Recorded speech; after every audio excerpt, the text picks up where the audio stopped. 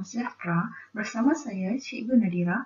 Hari ini kita akan membincangkan kebarangkalian peristiwa bergabung Matematik tingkatan 4 bab 9. Subtopik yang pertama, 9.1 peristiwa bergabung.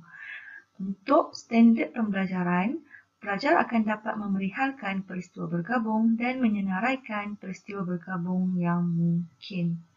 Jadi, apakah itu peristiwa bergabung? Peristiwa bergabung ialah gabungan dua atau lebih peristiwa dalam satu kesudahan. Secara generalisasi, kita dapat menentukan jumlah bilangan kesudahan dengan menggunakan formula yang diberi, iaitu NS sama dengan NA darab NB, iaitu jumlah ruang sampel ataupun jumlah kesudahan sama dengan bilangan kesudahan yang mungkin bagi peristiwa A darab bilangan kesudahan yang mungkin bagi peristiwa B. Contoh 1. Tulis ruang sampel bagi peristiwa bergabung di bawah. A. 5 kepingkat berlabel dengan huruf T, E, K, U, N dimasukkan dalam sebuah kotak. 2 kepingkat dikeluarkan dari kotak secara rawak satu demi satu tanpa pemulangan. Dan soalan B, 2 keping shilling di lambung. A dan G mewakili angka dan gambar masing-masing. Jawapannya seperti yang boleh kamu baca di sini. Kesudahan-kesudahan ini ditulis dalam bentuk tata tanda set dan pasangan bertertib. Jadi, untuk membantu kamu mendapatkan jawapan yang tepat, gambar rajah pokok boleh digunakan. Sebelum melukis gambar rajah pokok, kamu boleh menggunakan rumus yang diberi untuk mencari jumlah ruang sampel ataupun jumlah bilangan kesudahan yang mungkin. Untuk contoh soalan A, rumus yang diberi ialah NS sama dengan NA darab NB. Jadi, untuk peristiwa yang pertama, kemungkinan sekeping kad dikeluarkan daripada 5 keping. Jadi ada 5 kemungkinan. Dan untuk peristiwa yang kedua iaitu sekeping lagi kad yang dikeluarkan daripada kotak yang sama. Jadi kemungkinan adalah 4. Kenapa 4? Kerana satu keping kad telah dikeluarkan pada awalnya tanpa pemulangan. Jadi kita akan mendapat kesudahan 20. Kita lihat gambar rajah pokok yang cikgu telah lukis pada awalnya. Iaitu peristiwa yang pertama ada 5 keping kad yang mungkin dikeluarkan dan peristiwa yang kedua ada 4 keping kad yang akan dikeluarkan. Di kesudahan yang mungkin iaitu TE, TK, TU, TN, ET, EK, EU, EN, KT, KE, KU, KN, UT, UE, UK, UN, NT, NE, NK dan NU. Keseluruhannya terdapat 20 kesudahan seperti mana yang telah kita kira menggunakan rumus. Okey, tengok contoh yang kedua. D. Menggunakan rumus NS sama dengan NA darab NB.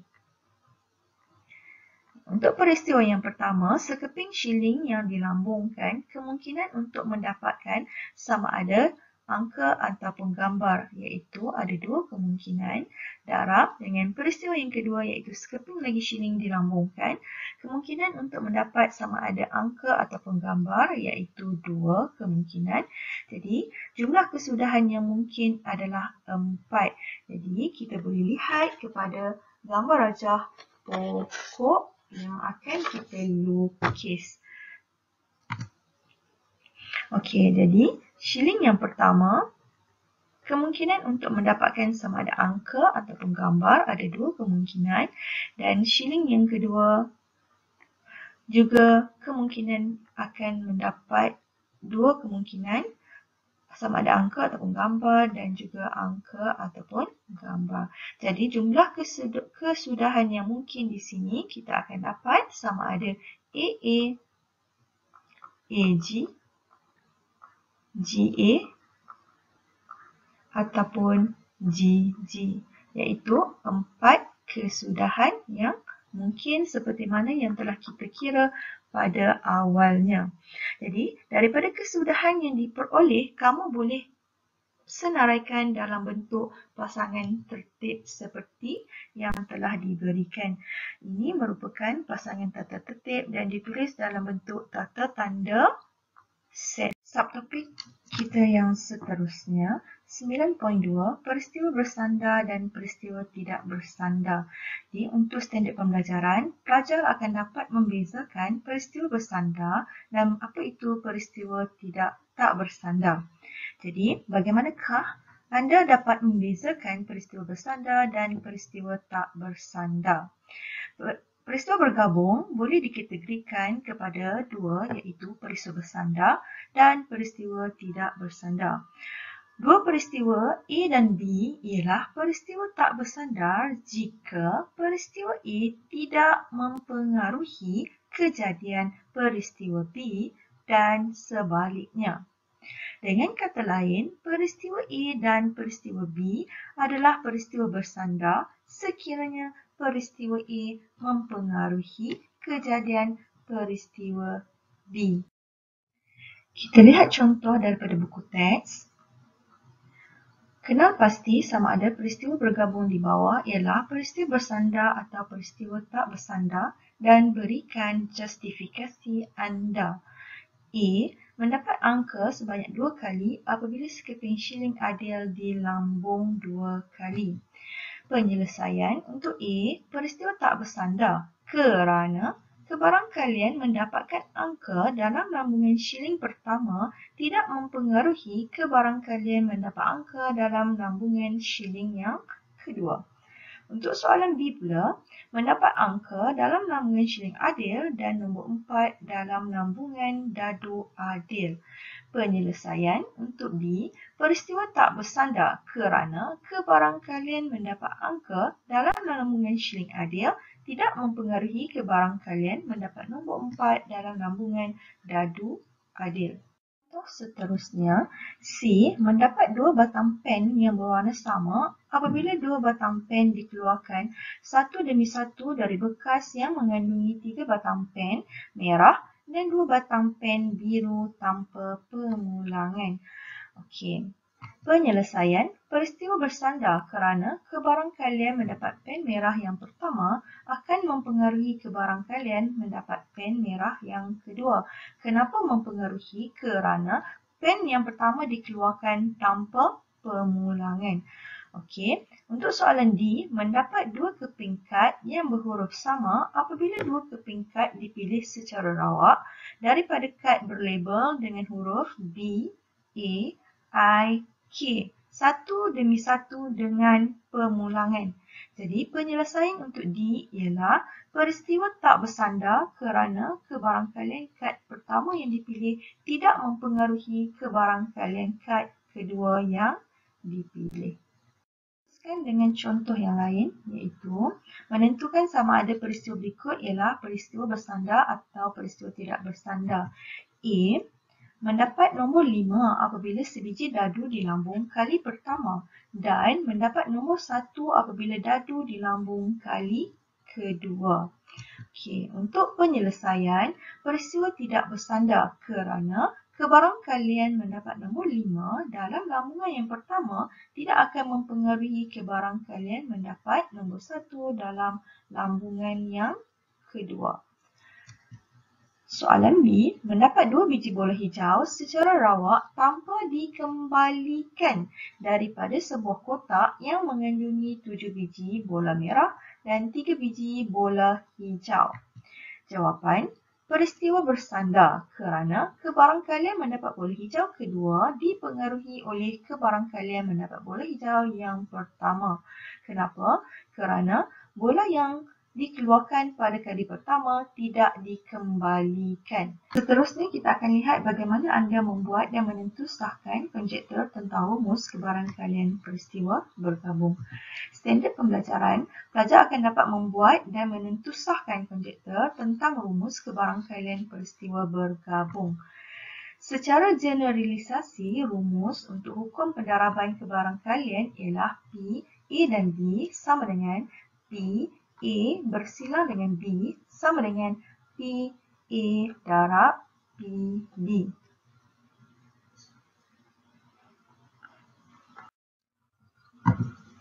Okey, kita lihat contoh daripada buku teks. Sebuah kotak F mengandungi 7 kepingkat berlabel dengan huruf P, A, M, E, R, A, N dan sebuah kotak G mengandungi 5 kepingkat berlabel dengan nombor 3, 5, 6, 8, 11. Sekepingkat dipilih secara rawak daripada kotak F dan kotak G masing-masing. Tentu sahkan konjektor rumus kebarangkalian untuk mendapat huruf P dan nombor genap dengan menyenaraikan semua kesudahan yang mungkin. Jadi penyelesaian diberikan, kita boleh menggunakan rumus yang telah diberikan, iaitu hukum pendaraban untuk mendapatkan peristiwa mendapat huruf P ialah 1/7. Peristiwa untuk mendapatkan nombor genap ialah 2/5. Jadi peristiwa untuk mendapatkan huruf P dan nombor genap ialah 1/7 darab 2/5. Jadi kita akan dapat di sini 2/35. Contoh seterusnya, soalan. Raja di bawah menunjukkan 3 kepingkat bernombor dan berhuruf masing-masing dalam kotak P dan kotak Q. Sekepingkat dipilih secara rawak dari setiap kotak. Kotak P mengandungi nombor 1, 2, 4. Kotak Q mengandungi huruf R, S dan T. Hitung kebarangkalian mendapat nombor genap dan huruf S. Jadi, penyelesaian. Berdasarkan rumus yang diberi, kebarangkalian mendapat peristiwa bagi A dan B ialah kebarangkalian peristiwa A darab kebarangkalian peristiwa B. Jadi, kebarangkalian untuk mendapatkan peristiwa nombor genap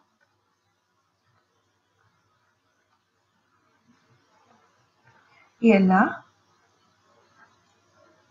2/3. Kebarangkalian untuk mendapatkan huruf S ialah 1/3. Jadi, kebarangkalian untuk mendapatkan kedua-dua peristiwa iaitu nombor genap dan huruf S ialah 2/3 darab 1/3. Jadi, jawapannya ialah 2/9. Seterusnya, bagaimanakah anda menentukan kebarangkalian peristiwa bergabung bagi peristiwa bersandar dan peristiwa tak bersandar? Standard pembelajaran, pelajar akan dapat menentukan kebarangkalian peristiwa bergabung bagi peristiwa bersandar dan peristiwa tak bersandar. Kita lihat contoh daripada buku teks. Kotak A dan kotak B masing-masing mengandungi kad berlabel dengan nombor 3, 5, 7, 9 dan kad berlabel huruf X, Y, Z. Sekeping kad dipilih secara rawak masing-masing dari kotak A dan kotak B. Hitung kebarangkalian mendapat faktor bagi 9 dan huruf Z. Penyelesaian. Kebarangkalian mendapatkan faktor bagi 9 ialah 3 dan 9, iaitu bersamaan dengan 2/4. Kebarangkalian untuk mendapatkan huruf Z ialah 1/3. Jadi, kebarangkalian mendapatkan faktor bagi 9 dan huruf Z ialah 2/4 darab 1/3 bersamaan dengan 2/12, kita permudahkan akan dapat jawapan 1/6. Seterusnya kita lihat contoh soalan kebat. Sebuah kotak mengandungi 6 biji bola biru dan sebiji bola kuning. 2 biji bola dipilih secara rawak dari kotak itu satu demi satu tanpa pengulangan. Warna bola itu dicatatkan. Wakilkan situasi di atas dengan menggunakan gambar rajah pokok. Penyelesaian. Kemungkinan untuk mendapatkan bola pertama adalah bola yang berwarna biru dan juga bola yang berwarna kuning. Untuk bola yang kedua, kemungkinan untuk mendapatkan bola yang kedua adalah sama ada bola biru dan bola kuning. Tetapi untuk bola kuning, kemungkinan untuk mendapatkan bola yang kedua adalah hanya bola biru kerana bola kuning telah dikeluarkan pada awalnya tanpa pengulangan. Jadi, kesudahan yang kita boleh dapatkan di sini ialah bola biru dan bola biru, bola biru dan bola kuning, dan juga bola kuning, bola biru. Kebarangkalian untuk mendapatkan bola biru adalah 6/7. Kebarangkalian untuk mendapatkan bola kuning adalah 1/7 untuk bola yang pertama. Untuk bola yang kedua, kebarangkalian untuk mendapatkan bola biru adalah 5/6 dan bola kuning adalah 1/6. Kebarangkalian untuk mendapatkan bola biru pada bola yang kedua adalah 6/6.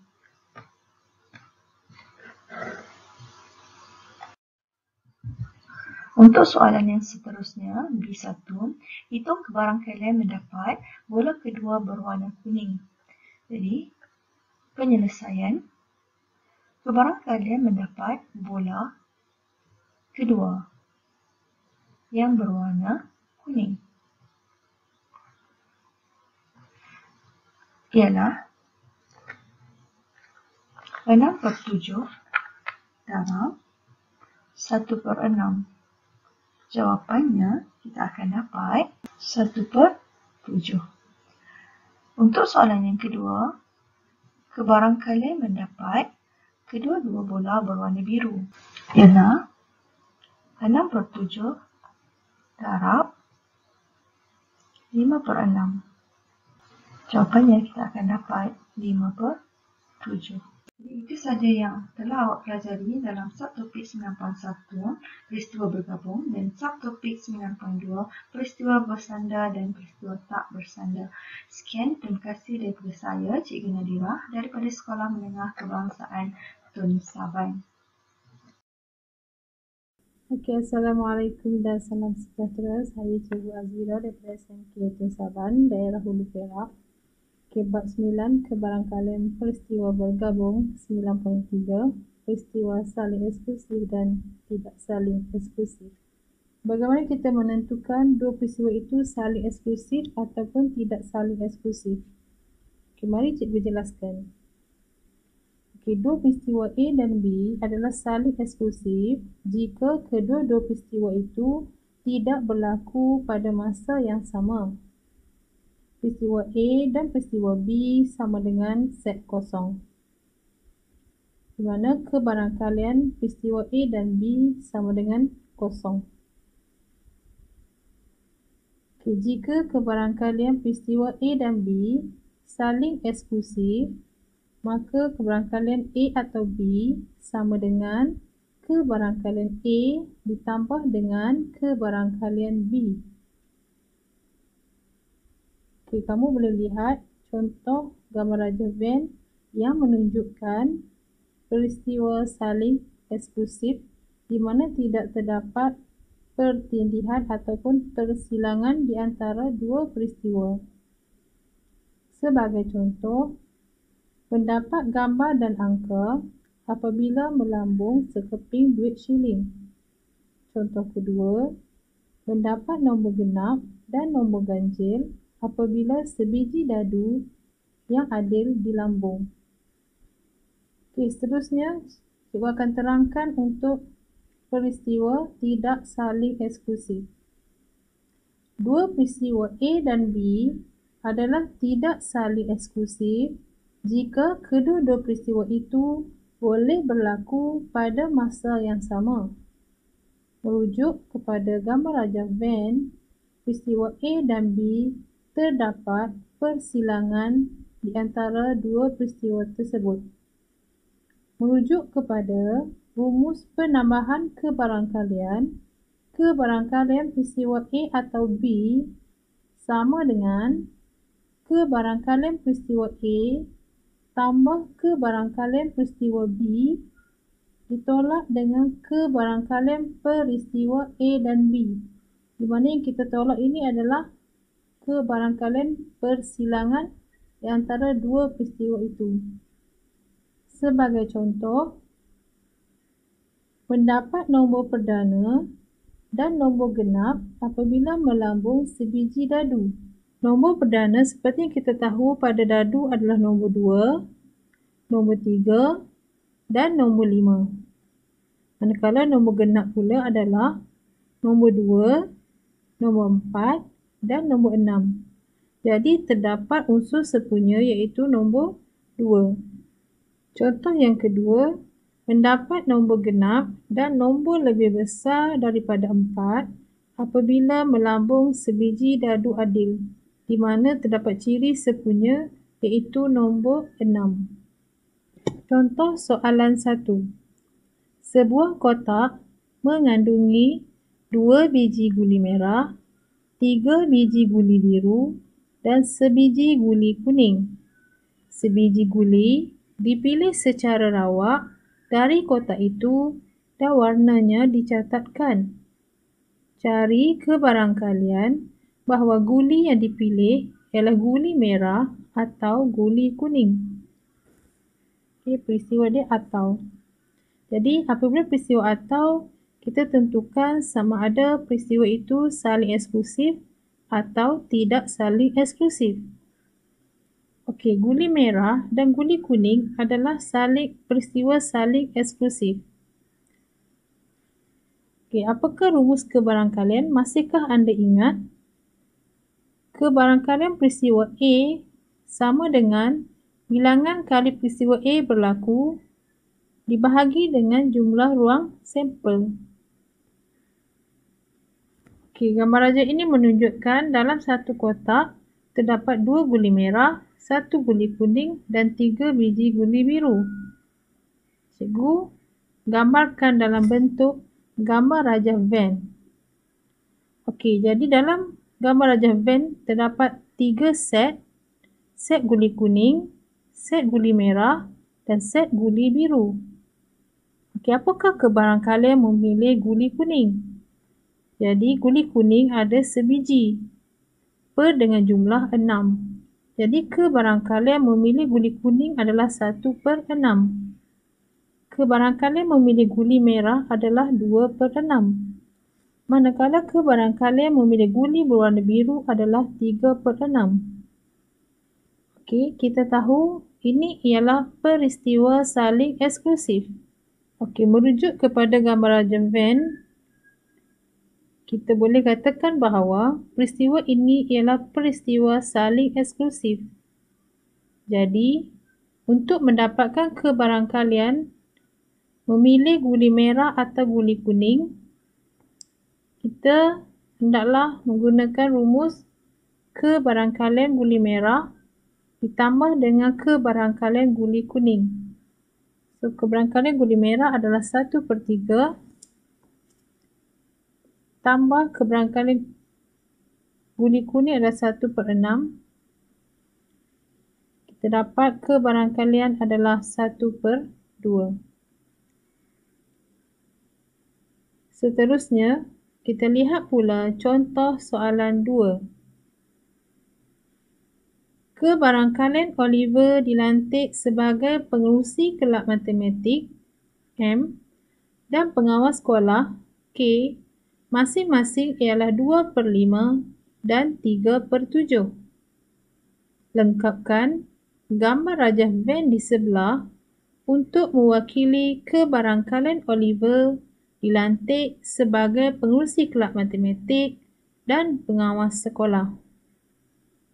Okey, pengerusi kelab matematik dan pengawas sekolah ini adalah persilangan di antara dua jawatan ini. Okey, bagaimanakah kita nak mencari kebarangkalian Oliver dilantik menjadi pengerusi kelab matematik dan pengawas sekolah? Okey, dan kita akan guna rumus hasil pendaraban kebarangkalian, di mana kebarangkalian menjadi pengerusi kelab matematik dan pengawas sekolah ialah 2/5 didarab dengan 3/7 sama dengan 6/35.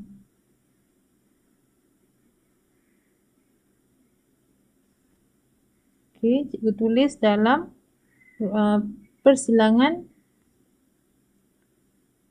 Okey, setelah kita dapat 6/35, kita masukkan dalam gambar rajah Venn.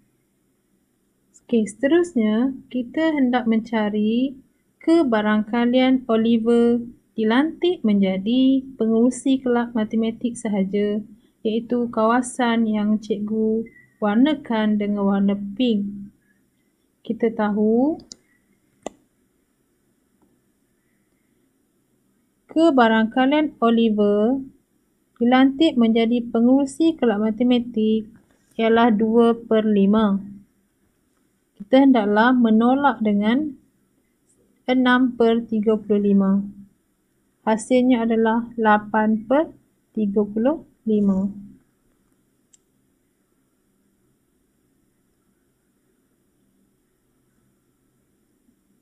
Seterusnya, kita dapatkan pula kebarangkalian Oliver dilantik menjadi pengawas sekolah sahaja, iaitu kawasan yang cikgu loretkan dengan warna hijau. Seterusnya, kita dapatkan kebarangkalian Oliver dilantik menjadi pengawas sekolah sahaja, seperti yang cikgu warnakan dengan warna hijau. Kita tahu kebarangkalian Oliver dilantik menjadi pengawas sekolah ialah 3/7. Kita tolak dengan 6/35. Hasilnya adalah 9/35.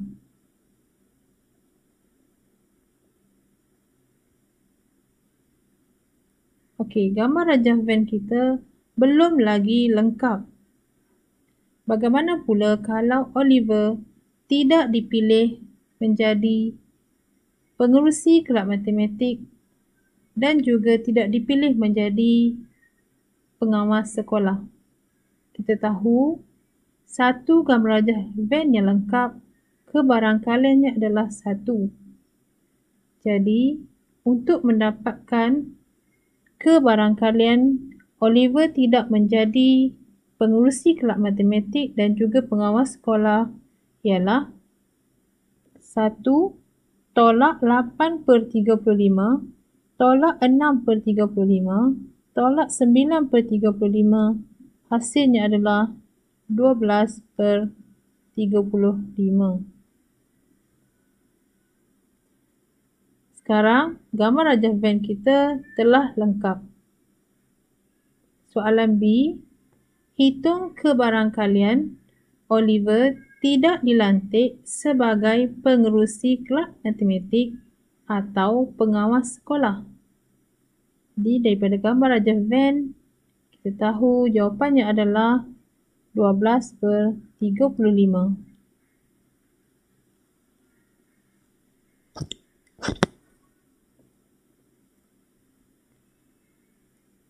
Okey, untuk soalan B, hitung kebarangkalian Oliver tidak dilantik sebagai pengerusi kelab matematik atau pengawas sekolah. Kita lihat pada gambar rajah Venn, kita tahu jawapannya adalah 12/35. Soalan B, Hitung kebarangkalian Oliver tidak dilantik sebagai pengerusi kelab matematik atau pengawas sekolah. Kita boleh mulakan pengiraan kita dengan 1 tolak kebarangkalian Oliver dipilih menjadi pengerusi kelab matematik atau pengawas sekolah, iaitu 1 tolak 8/35 tambah 6/35 tambah 9/35 sama dengan 12/35. Okey, sebagai pengukuhan,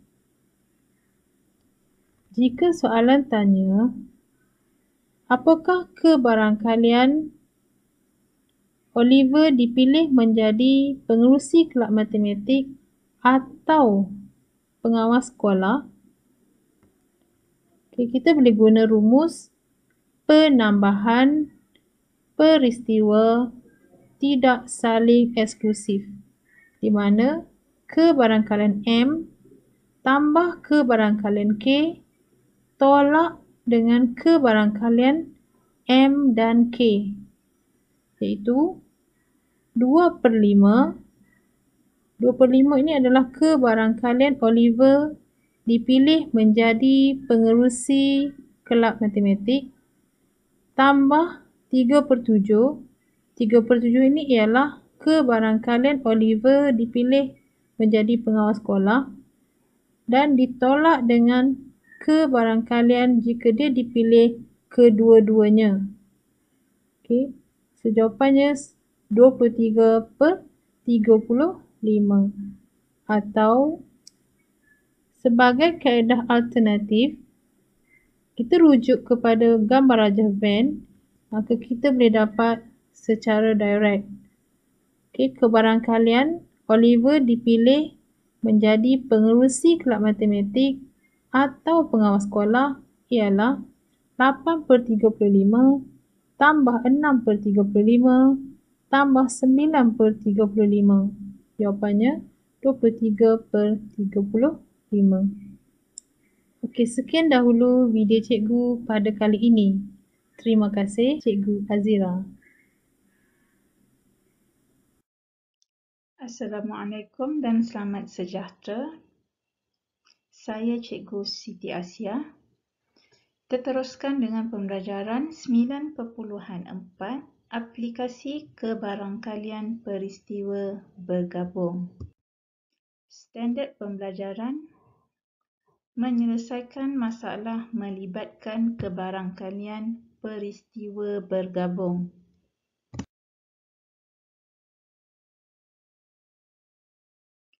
Bagaimana menyelesaikan masalah yang melibatkan kebarangkalian peristiwa bergabung? Pertama, memahami masalah. Yang kedua, merancang strategi. Yang ketiga, melaksanakan strategi.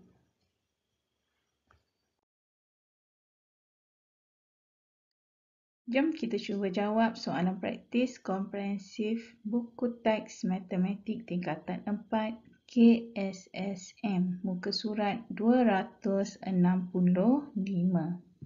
Soalannya adalah,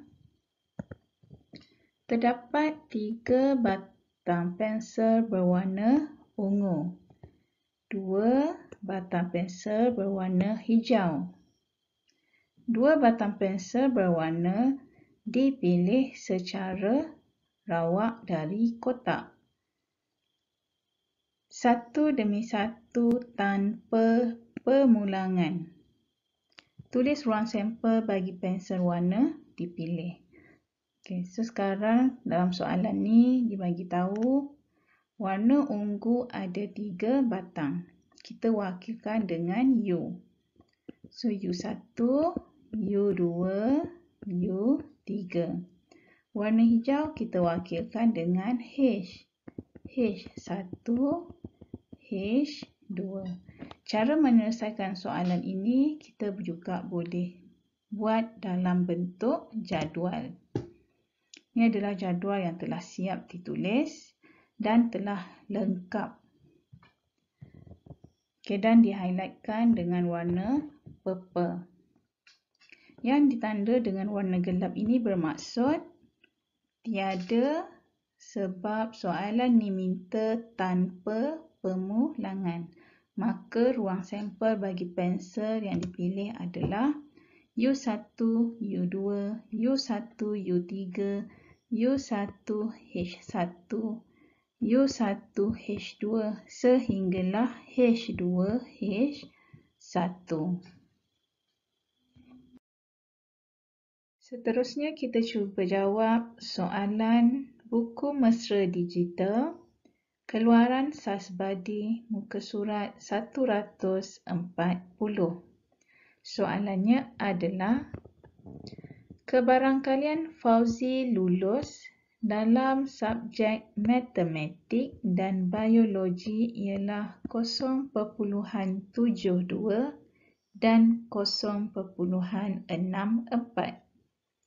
Hitung kebarangkalian bahawa A. Fauzi lulus kedua-dua subjek. B. Fauzi lulus satu subjek sahaja. Terlebih dahulu kita wakilkan dulu dengan huruf M untuk matematik, B untuk biologi. PM itu kebarangkalian lulus matematik adalah 0.72. PB iaitu kebarangkalian biologi lulus adalah 0.64. Maklumat ni kita dapat daripada soalan yang telah diberi. Kemudian kita cari kebarangkalian tidak lulus matematik dan biologi. Tidak lulus matematik adalah 0.28, manakala kebarangkalian tidak lulus biologi adalah 0.36. Maka kebarangkalian lulus kedua-dua subjek adalah 0.72 darab 0.64 sama dengan 0.4608. Seterusnya soalan B. Fauzi lulus satu subjek sahaja. So sama ada subjek matematik atau biologi yang lulus. Maka 0.72 adalah kebarangkalian lulus matematik darab 0.36 daripada kebarangkalian tidak lulus biologi tambah 0.28 darab 0.64 sama dengan 0.4384.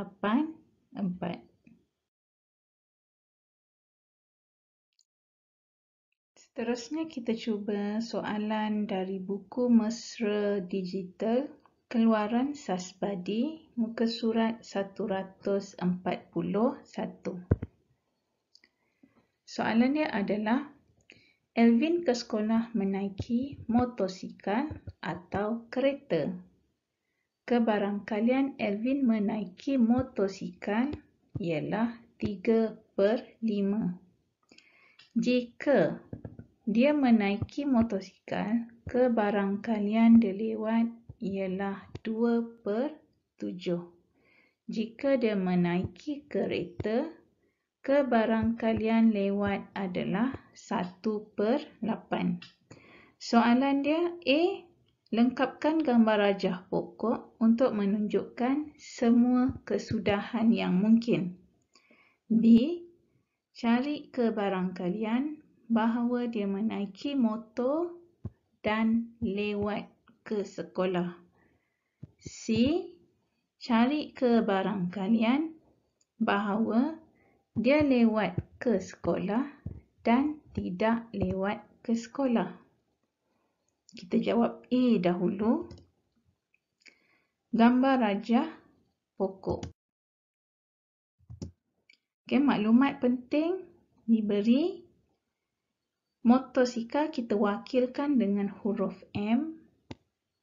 Kebarangkalian motosikal adalah 3/5. C kita wakilkan untuk kereta. Kebarangkalian kereta adalah 2/5. 2/5 kita dapat daripada 5/5 tolak 3/5. L mewakili lewat dan L prime mewakili tidak lewat.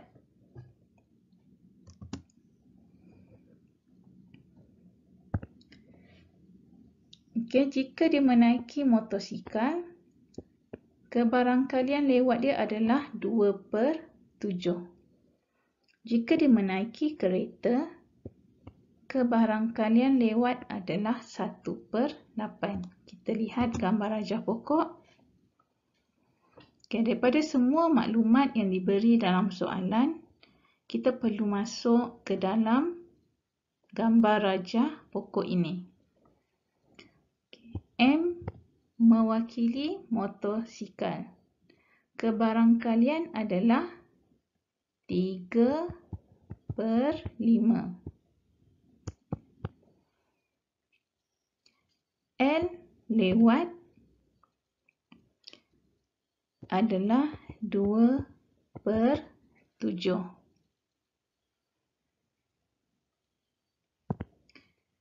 Untuk C, kereta adalah 2/5. Okay. Dan kereta kebarangkalian dia lewat 1/8. Cari kebarangkalian tidak lewat. So 7/7 tolak 2/7 dapat 5/7. So kat sini adalah 5/7. Dan kereta tidak lewat 8/8 tolak 1/8 dapat 7/8.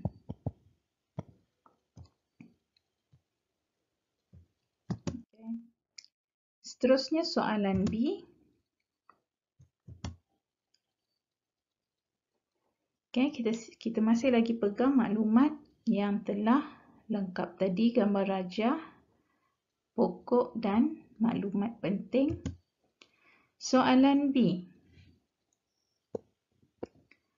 Cari kebarangkalian menaiki motosikal dan lewat. Motosikal kita wakilkan dengan huruf M. Lewat kita wakilkan dengan huruf L. So kita tengok pada gambar rajah pokok M, L. So penyelesaian dia.